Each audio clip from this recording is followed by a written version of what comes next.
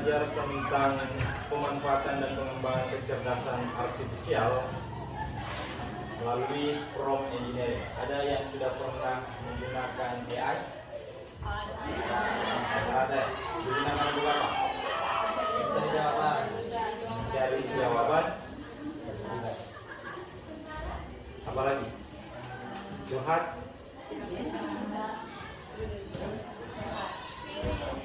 Apa? Diskusi. Cari ide. Nah, yang akan kita lakukan menerapkan prompt engineering pada AI atau kecerdasan artifisial untuk menghasilkan keluaran sesuai dengan kebutuhannya kita. Yang kemarin atau yang pernah kalian lakukan itu sudah sesuai belum? Yang kalau misalkan kalian minta ke AI-nya sudah sesuai dengan kebutuhanmu belum? Sesuai atau tidak tahu sama sekali? Belum. Ada yang sesuai, ada yang belum. Nah, tujuan kita belajar ini supaya kalian nanti tahu prompt engineering yang digunakan. Tahu dibilang prompt engineering? Tidak. Nah, bahasa yang kalian gunakan untuk komunikasi dengan AI itu yang dibilang prompt engineering. Fungsinya dalam AI generatif nanti, kemudian perbedaannya antara instruksi umum atau perintah umum dengan prompt engineering yang betul-betul sesuai dengan kebutuhannya kita. Itu yang kalian harus pahami. Kemudian yang kedua, membuat prompt sesuai dengan skenario-nya kita dan bisa menyelesaikan masalah yang kalian hadapi. Kemudian yang ketiga, menginput prompt ke AI dan menilai sejauh mana hasilnya yang kita dapatkan, apakah sudah sesuai, apakah kita bisa bikin konten dari situ, ataukah bisa lebih produktif dengan menggunakan AI. Nah, sekarang kita masuk ke bagian materi. Topiknya tentang prompt engineering untuk AI generatif. Kita akan belajar tentang konsep dasarnya. Prompt engineering untuk AI generatif itu adalah seni mengarahkan AI dengan tepat. Jadi kalian menggunakan AI itu, AI yang kalian gunakan apa saja? ChatGPT, Meta AI, Sisi, apa? Ya, Sisi. Bacanya Sisi. Apalagi? Gemini. Gemini. Sebutannya Gemini. Ya, ada banyak ya. Ada Bing Image Creator kalau mau bikin gambar. Ada DALL-E, ada Midjourney. Ada yang pernah bikin gambar yang viral kayak kartun? Belum pernah. Yang karya orang Jepang itu apa ya istilahnya? Ada yang kayak kartun-kartun ya, Ghibli. Pernah bikin seperti itu?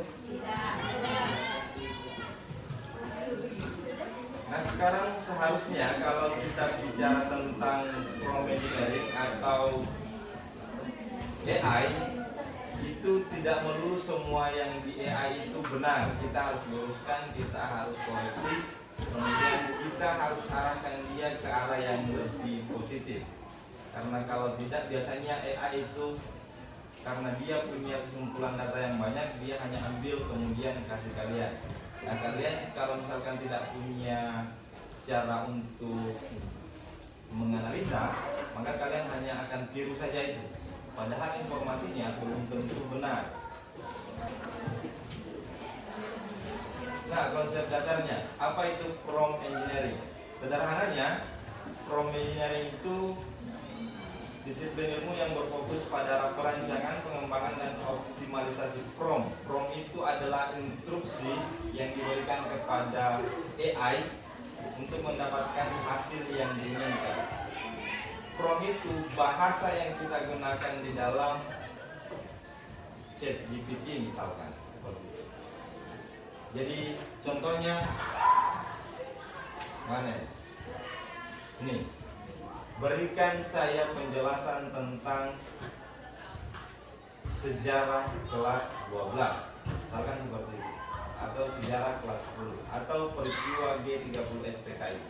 Maka dia akan langsung semua data. Cara kerjanya AI itu kemudian semua data yang ada dia langsung rangkum, kemudian masukkan poin-poinnya. Jadi seperti itu cara kerjanya. Jadi ada dua hal dari prompt, ada yang prompt sederhana, ada yang efektif. Nah contohnya, misalkan di sini, contoh prompt sederhana, tulis cerita, maka dia akan langsung muncul hasil ceritanya.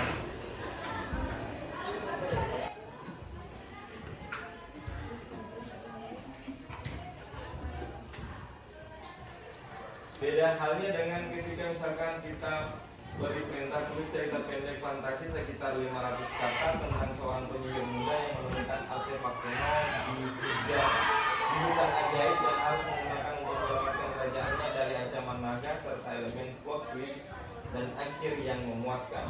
Jadi prompt efektif itu maka akan menghasilkan sesuai arahannya kita. Nah unsur-unsurnya ada input atau konteks. Konteks itu sesuai dengan latar belakang. Unsurnya adalah konteks. Jadi ini latar belakang.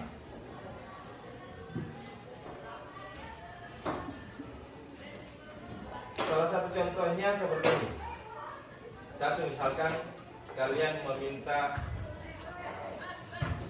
tips menjaga kebugaran. Di lain sisi kalau kita bicara konteks, Anda adalah misalkan fasilitator kesehatan, berikan saya tips untuk menjaga kebugaran adalah seorang atlet. Jadi AI itu dikasih background terlebih dahulu, dikasih konteks. Anda adalah seorang dokter. Kemudian ada dikasih clear instruction, ada instruksi yang jelas.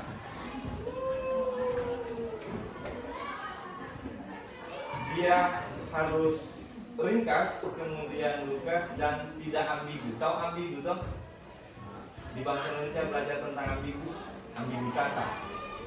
Ya tidak jelas maksudnya. Kalau filsuf itu biasanya kita kasih contoh. Contoh 1, contoh 2, contoh 3 yang akan sesuai dengan apa yang kita minta. Kemudian format output. Format output ini juga ditentukan atau biasa formatnya mau di apa. Apakah nanti dia akan hasilnya berupa gambar atau teks atau berupa karakter. Itu dikasih format output. Dia berupa poin, paragraf, naratif, tabel atau kode program atau format JPEG, JSON atau yang lain. Itu harus disampaikan ke AI supaya AI itu bisa langsung kasih oh ini yang kalian maksud. Nah sekarang saya akan coba menggunakan ChatGPT untuk membuat sebuah gambar. Yang akan saya buatlah gambar lebar seperti ini.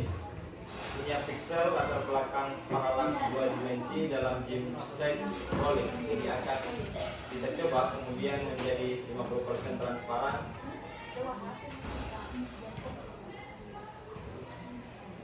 Nah ini perintahnya, promptnya seperti itu. Untuk mempersingkat, jadi saya kasih saja misalkan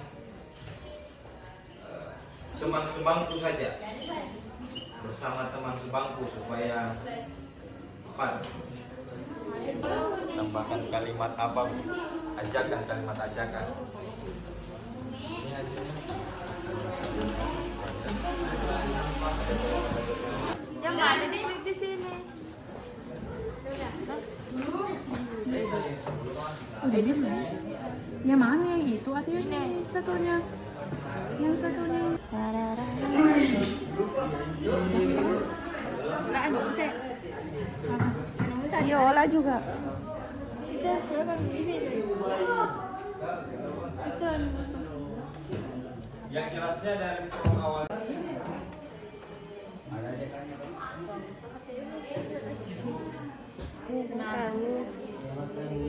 Promnya enak. Apa promnya dari awal? Yang paling awal sekali. Buatkan saya poster dengan judul kebersihan sekolah. Buatkan saya poster dengan judul kebersihan sekolah. Berarti belum paham ini. Berarti masih belum sesuai dengan unsur-unsurnya. Ini kan konteks. Kalau kita mau bikin sesuai unsur, pertama jadikan AI itu sebagai seorang desainer. Jadi Anda tambahkan sini. Jadi caranya Anda adalah seorang desainer grafis.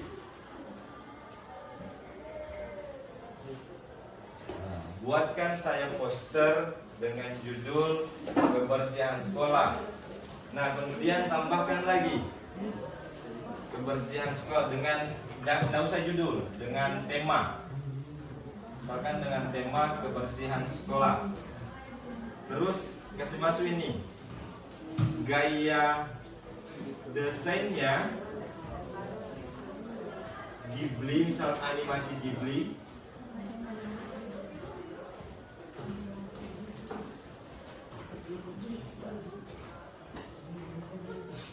Kemudian tambahkan elemen penting Nah,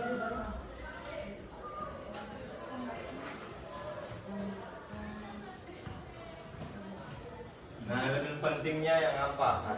Kalau desain grafis itu ada elemen itu icon-icon yang harus ada.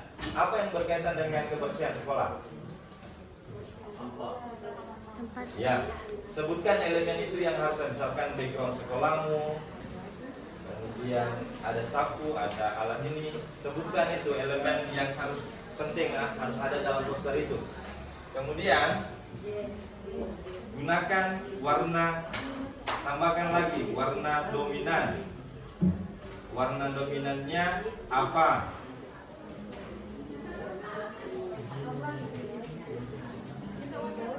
Warna dominannya apa? Kalau warna yang ceria, warna dominan misalkan yang atau gaya warnanya colorful. Berarti dia nanti akan banyak warna. Atau yang hitam putih apa namanya?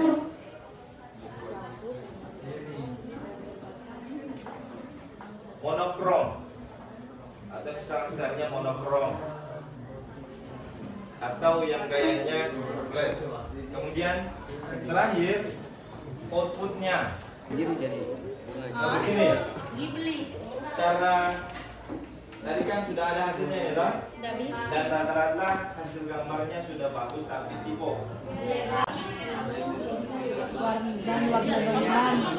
Warna dominan. Tuh, pilih ini warna apa? Masih lucu-lucu hasilnya.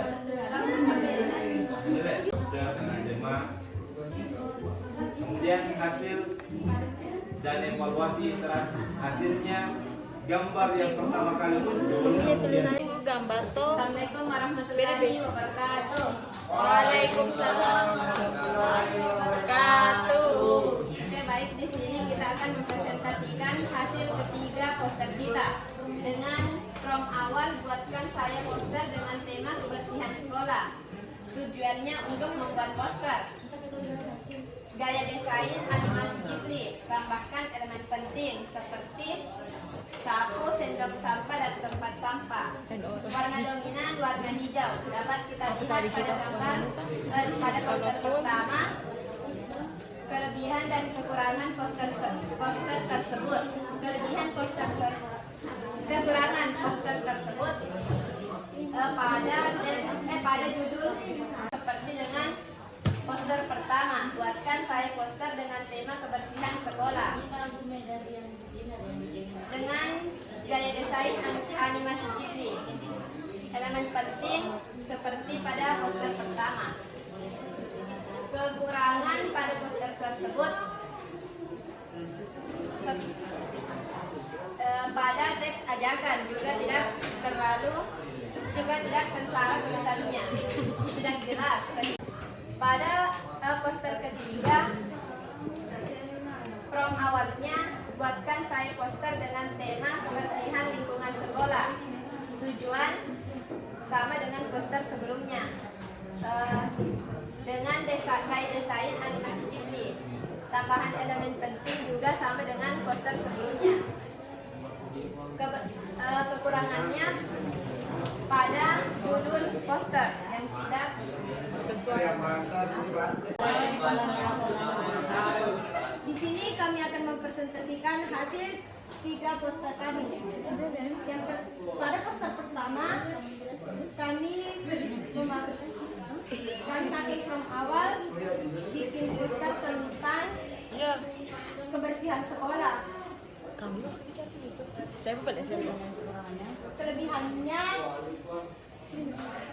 Kelebihannya ceria dan peluangnya, dan kekurangannya tidak ada judul utama.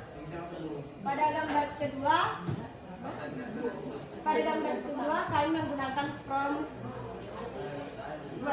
bantu saya buat poster kebersihan bertema bantu saya buat poster tentang kebersihan sekolah bertema AI generatif. Kelebihannya yaitu judul sudah ada dan menonjol. 3, kami menggunakan from. Apa kita poster ketiga? Anda adalah seorang desainer grafis. Buatkan saya poster dengan desainnya animasi elemen penting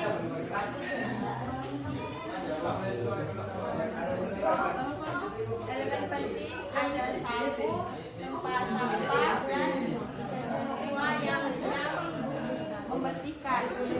Dan pada poster pertama kami membuat poster dengan dorongan saya untuk membuat desain poster sekolah dalam bentuk sama. Selanjutnya poster yang kedua yaitu dengan judul jaga kebersihan sekolah dengan prom.